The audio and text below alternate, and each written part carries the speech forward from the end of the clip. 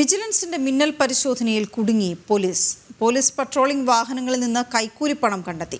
Highway കേന്ദ്രീകരിച്ചായിരുന്നു പരിശോധന. Ernakulam vigilance SP S ശശിധരന്റെ നേതൃത്വത്തിലായിരുന്നു പരിശോധന. പെരുമ്പാവൂരിൽ കൺട്രോൾ റൂം വാഹനത്തിൽ നിന്ന് 2000 രൂപയും മണ്ണാർക്കാട് നടന്ന പരിശോധനയിൽ ഹൈവേ പട്രോളിംഗ് സംഘത്തിൽ നിന്ന് 2850 രൂപയും പിടിച്ചെടുത്തു. ഇന്ന് പുലർച്ചെയായിരുന്നു മിന്നൽ പരിശോധന. എറണാകുളം, തൃശൂർ, പാലക്കാട് ജില്ലകളിൽ ഒരേ സമയമായിരുന്നു പരിശോധന. ഹൈവേ പോലീസ് കൺട്രോൾ റൂം വാഹനങ്ങളിൽ നിന്നാണ് പണം പിടിച്ചെടുത്തത്. മൂവാറ്റുപുഴ കീഴിലത്തെ പരിശോധനയിൽ ഹൈവേ പട്രോൾ പോലീസ് ഉദ്യോഗസ്ഥനെ മദ്യപിച്ചതായി കണ്ടെത്തി കസ്റ്റഡിയിലെടുത്തു.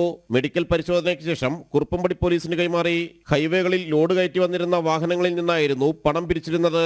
Ernakulam vigilance SP S Sasidharan, Ernakulam, Thrissur, Palakkad unit DYSPമാർ, 12 CIമാർ എന്നിവരുടെ നേതൃത്വത്തിലായിരുന്നു പരിശോധന. വിജിലൻസിന് ലഭിച്ച പരാതികളുടെ അടിസ്ഥാനത്തിലാണ് നടപടി. പരിശോധനയ്ക്കിടെ ഉദ്യോഗസ്ഥരിൽ ചിലർ ജീപ്പിനുള്ളിലേക്ക് കൈക്കൂലിപ്പണം വലിച്ചെറിഞ്ഞു.